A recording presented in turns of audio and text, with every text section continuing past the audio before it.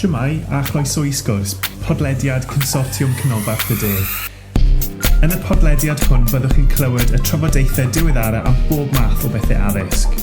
Hello and welcome to Sgwrs, the Central South Consortium podcast. In this podcast we'll bring you the very latest discussions on all things education.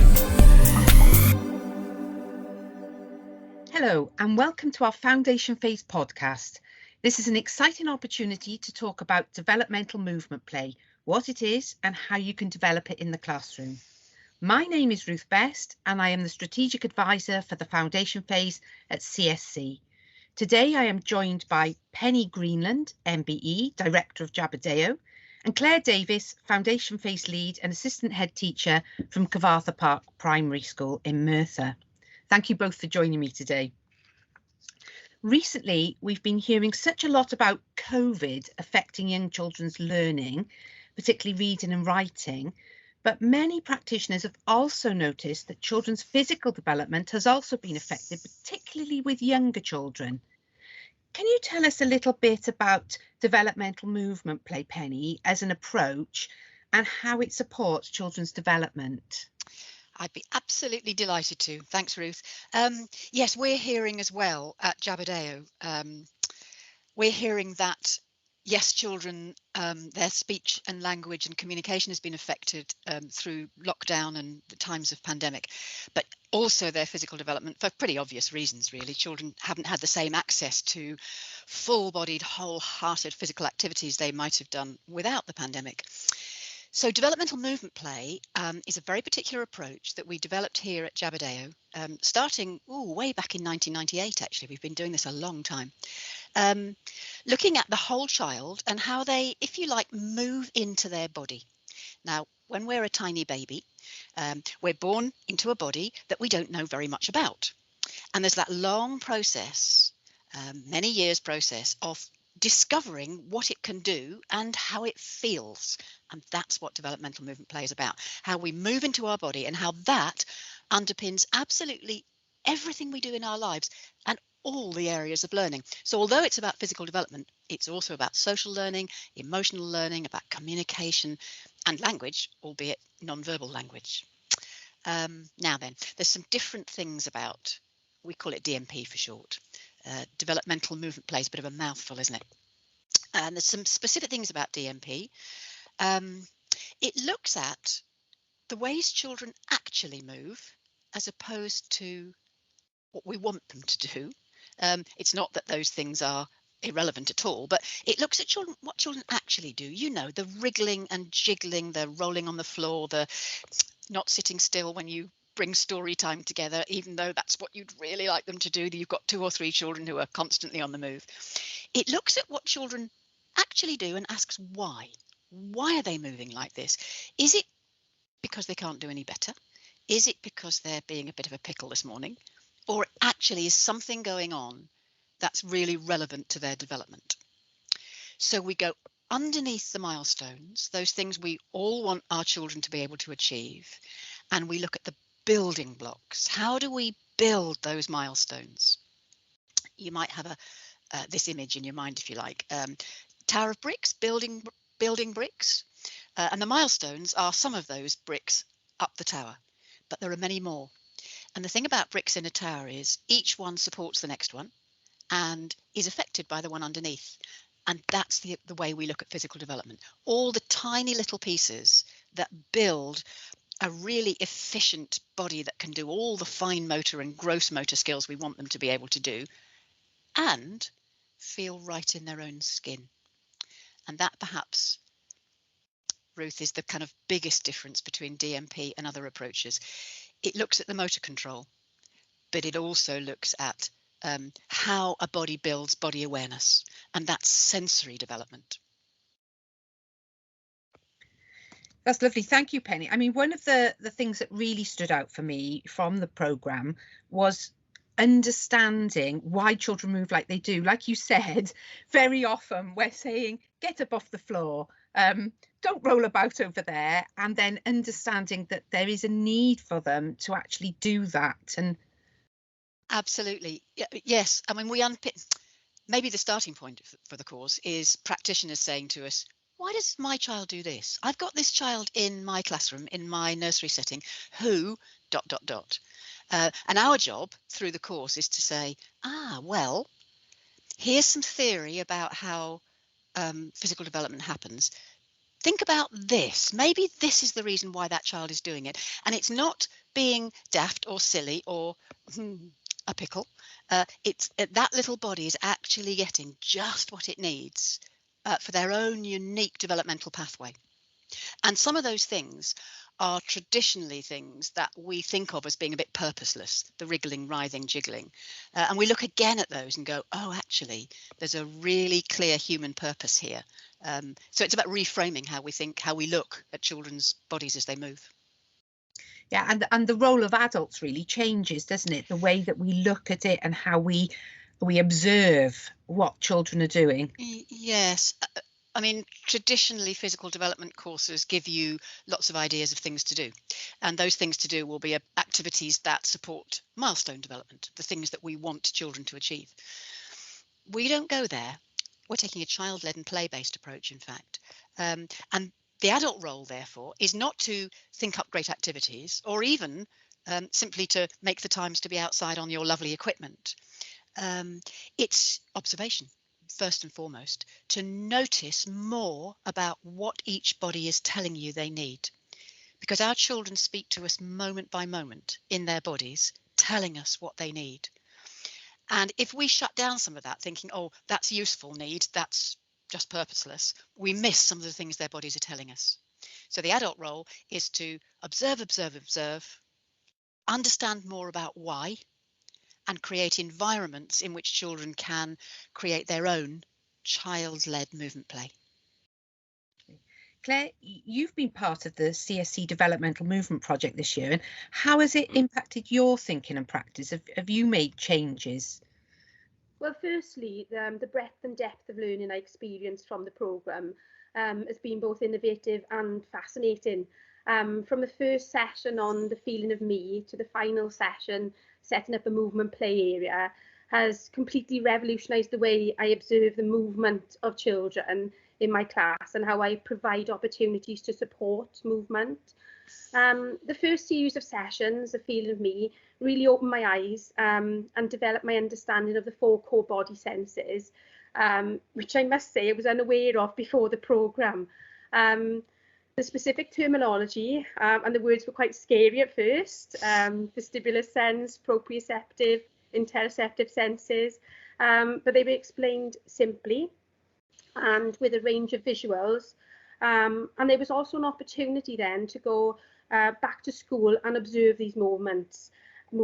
Again, as Penny said, I think the observation was a real key aspect of this programme. The programme's helped me understand more about the way children move as they do, and it's also helped me develop new observation skills that focus on the movement and deepen my everyday understanding of the observations. For example, there are sections of the programme with downloadable resources, and they are really useful. The one that I found particularly useful was the observation structure, where you have a body scan, and it deepens the way that you look at that observation and movement. So you can scan the body from feet to head and see what you notice. And you look at the whole body, the feet, the legs, the hip. And as Penny just said, what are our children telling us, and what can we do to support them? Claire, you beauty. You're obviously doing fabulous observations. Yes, that body scan's so simple. Once you've oh yeah, I can look in more detail at a body. That sounds fantastic. It was revolutionary. It was so simple, and it was just a little downloadable piece on the programme. But just reading that really did make me think again about what I was actually looking at and how I could support the children. The thing about movement is it blooming well moves all the time. Yeah. So it's really hard to see. So you need some very clear structures. Do you know, a practitioner said to me recently from one of the courses we've done, I don't think I've ever really observed children's movement before. We look out for pencil grip or can they hop or whatever. But actually observing a body and seeing what it tells us is so much broader a thing to do. Yeah. And we need simple structures to help us.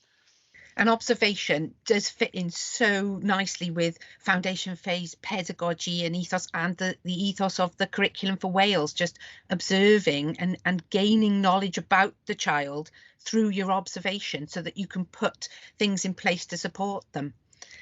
Absolutely. I often feel when I'm teaching observation to early years practitioners, I'm teaching my grandmothers to suck eggs, because you do it all the time. But there are some little tweaks that mean that we can observe movement more fully. I think, Penny, as well, is valuing movement more. For example, I have a group of quite boisterous boys in my nursery class. The movement behaviour of these boys was looked upon as inappropriate, disruptive sometimes. And I think I needed to look at it in a different way and provide a safe opportunity for them to engage in jumping, climbing, leaping, what their bodies were telling them, so that those boys were able to develop their vestibular systems, their balance mechanisms, and also to self-regulate sometimes their behaviour. So I think that led me then to developing the DMP area in the classroom. I think self-regulation is a huge part. Yes, this is about physical development, but we're all so interested in self-regulation and how we support children who find that difficult to do so. And I think that small children, first and foremost, self-regulate in their bodies first, and then that moves on to other cognitive strategies. And it's not always the way we look at it. So that's a big part of this programme, is to look at how we little human beings self-regulate. And that social interaction as well, Penny, I think that's something I've noticed, children interacting together in the movement area, mirroring each other sometimes. That was something that I noticed. It's the theme that's coming back most strongly from you and all your colleagues. When we have check-ins on this programme, we do courses, or you do courses online, and then we check in together. Lots of people are saying, and that brings us back to your first thought, Ruth, about COVID, that many of our children are actually, they've been in such a very particular social situation with their parents at home, or just not seeing as many adults, or seeing masked adults, that there's a lot of catch-up time, or simply time, needed to get the very basics of social interaction, looking at somebody's face, noticing what they might be giving off. Some of our small children just don't know how to make friends. And yet in the movement play area, that's where people are telling me they are beginning. And so the social and emotional side of movement play is every bit as powerful as the physical development side. And that's something else that's, at the forefront at the moment, is children's well-being. So looking at children's well-being and, how can developmental movement play a role in that? Well, it fascinates me that most early years curriculums around physical development have a set of goals, and they're to do with the milestones, and they're to do with motor control. But actually, coming right back to basics, if you don't feel right in your own skin, nothing goes well. If you don't feel right in your own body, that you belong in there, that you understand it moment by moment, it's very difficult to access other areas of learning. And that's a huge part of well-being, feeling right in your own skin. So in the DMP approach, yes, we look at motor control, but perhaps more than anything, we look at whether children feel right in their body and how that supports everything else they do.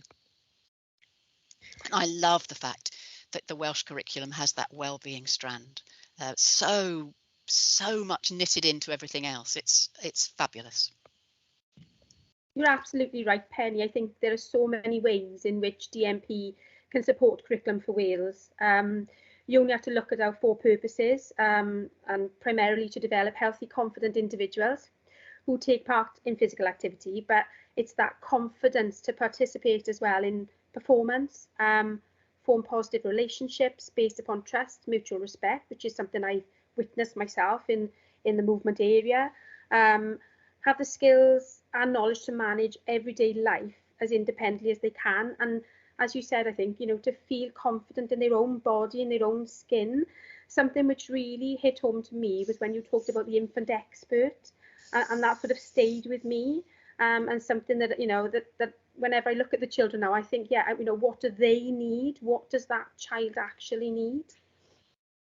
Yep, infant expert's the core of the approach that the theory shows us. And we do look a little at that in the programme.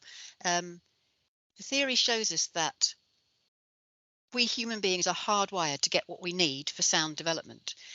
And therefore, our little children are actually on the lookout all the time. So when they're wriggling, jiggling, climbing, running, when you say walk, all those things that are challenging, there's something positive going on here. So if we reframe the way we look, we can reframe the way we support them, and then our children can thrive in a wholly new way.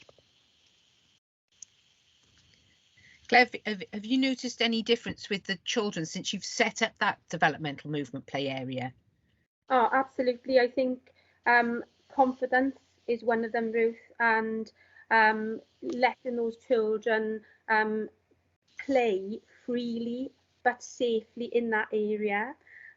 Something I noticed first was, though, and Penny and I have had discussions about this, was observing some children, and they were taking turns one at a time. And going into the movement area, and one child would go in and do some sort of melting play in the area, and the other children would observe him, and he would starfish, and then he'd come out, and another child would go in and copy and do exactly the same thing. And Penny said something to me about, have you been into the area? And I thought, oh, it's like a forbidden area, I mustn't go in this area. But going into the area and actually playing alongside the children, or letting the children invite me into their play, was actually very powerful for me as well. And also in getting to know the children. Yeah, I should say a movement play area is a very specific piece of developmental movement play approach. It's a small, don't panic, I know that your settings are all completely stuffed and finding another space is very hard. It's a small indoor space with a clear floor that's really inviting and magnificent. And it's a space that values children's movement play, the movement play they find for themselves. So no adult suggestions or activities. There might be some resources close by, but even those are an absolute minimum. So it's a space where children find how they want to be in their body. And if that sounds like well, how on earth will they know? They know. And that's something else that practitioners have said over and over. My goodness, how quickly children just know what a clear space is for, what a movement play area is for movement play, for their body. And that's where the deepest learning happens. And in the programme, there's an online course all about how to set one up, so that our children have a completely other way of learning somewhere in the setting. It's different from outdoor play, physical outdoor play. It's different from all the lovely physical activities that you organise, lead, or the children ask for. It's somewhere where children can simply be in their body how they want to. And your children, like many children actually, often find something completely surprising to us. Mm-hmm. And they often copy each other. We all do that, don't we? When we go to a new activity, we copy everybody else there for a bit until we're sure of ourselves. Yeah, so it's a very special area in which special things happen. And we've run the Jabbadale project this year with 2 cohorts of schools. Penny, can you just explain a little bit about how it works? Yeah, it's a funny old thing, but we've put a bodywork course, a movement course, online for very obvious reasons. And, it's working really well. There are 4 online courses which cover specific areas of physical development practice. The first one that Claire's mentioned already, the feeling of me, is all about sensory learning and the core body sensors that give us access to our body awareness, our feeling of me. Then there's one on floor play, and that's as it sounds. It's the earliest movement that we do as babies, but it's the movement our bodies really want and long to return to all the way through our childhood and actually into adulthood as well. The movement that happens down on the floor. Then there's a course on halfway play and upright play. And that one, the halfway play, it's that bit that's so easy to miss, neither down on the floor nor fully upright. There's loads of little movement patterns, if you like, that children do that build a strong and connected body that it's really easy to miss. Upright play, obvious.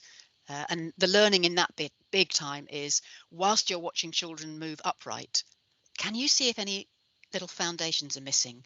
And if you can, what are you going to do to go back down and build that tower of bricks beautifully, strongly? And then the last course that I've mentioned already is the movement play area, how to set up a movement play area in which the most purposeful and deepest learning in children's bodies can happen. Now, between those courses, we have check-ins, Zoom check-ins, live Zoom chats, where practitioners who've done a course and have got a lot of ideas about where this might fit within their own pedagogy can come back and say, yeah, but what if? But this is really difficult. Or I've got this child who, and we chat them through together, and amazing learning happens as we share those things amongst us. And as you said, you've put it online, and it does seem a little bit of a contradiction, doesn't it? Sitting at a screen to learn about physical development. But how did you find it, Claire, doing physical development programme online?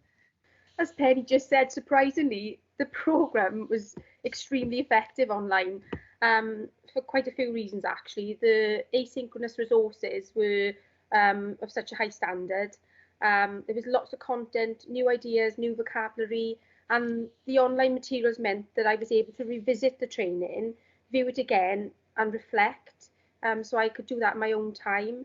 And the downloadable resources were very helpful, as I mentioned earlier on, with the observation check sheet that I had.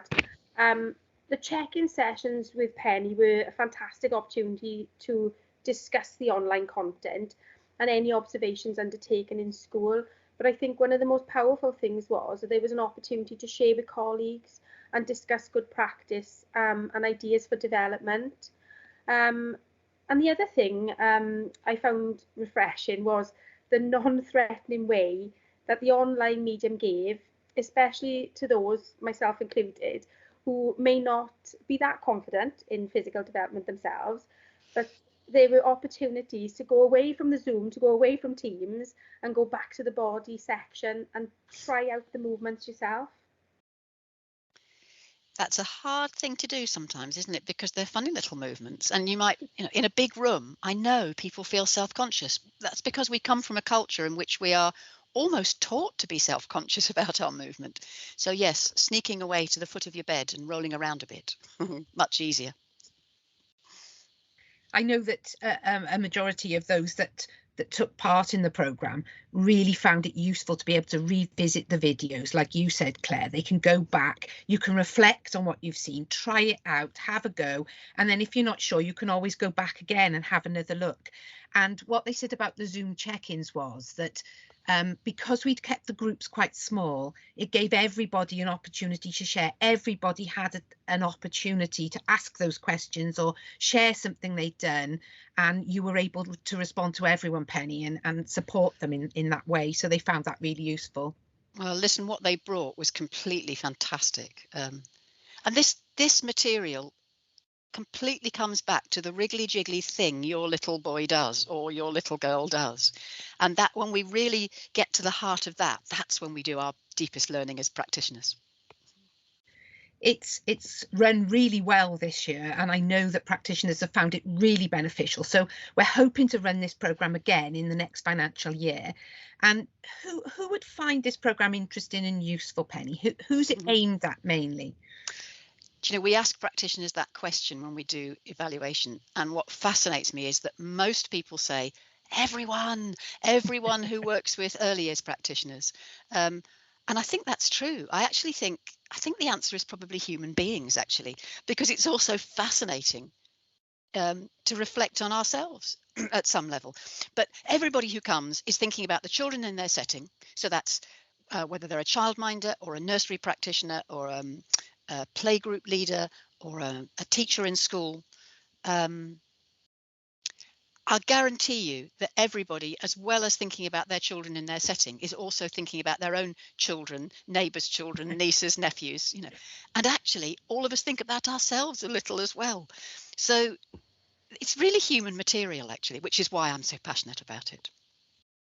And the practitioners who did the programme this year are currently doing research projects, and we're hoping to share those because they've had some really exciting ideas, haven't they, that they've brought back to the table.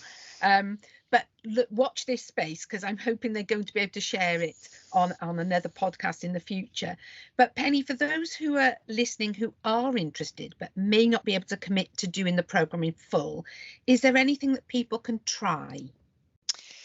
Well, I'm going to say, because this is a child-led and play-based approach, I know that at this point I should really say, oh, here's a good game, here's 3 good games. And I know we'd all love that, but it doesn't quite work like that, because if I give you 3 games, you'll run out or get bored with them or whatever.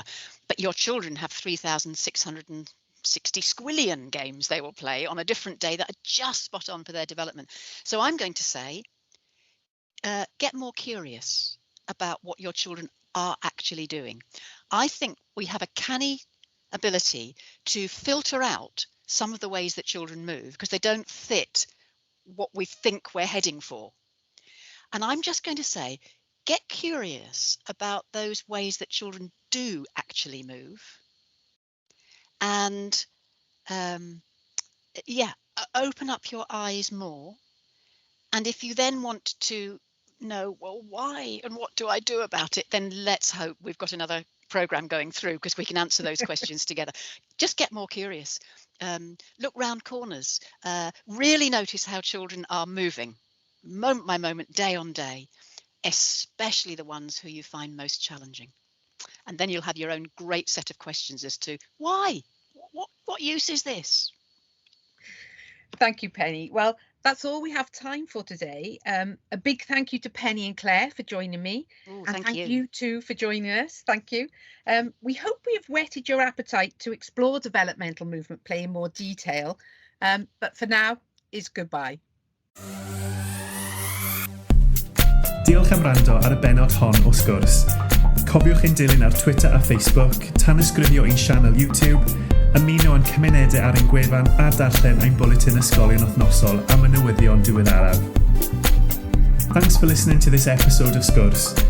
Don't forget to follow us on Twitter and Facebook, subscribe to our YouTube channel, join our online communities via our website, and read our weekly school bulletin for the latest news. Hwyl am y tro. Bye for now.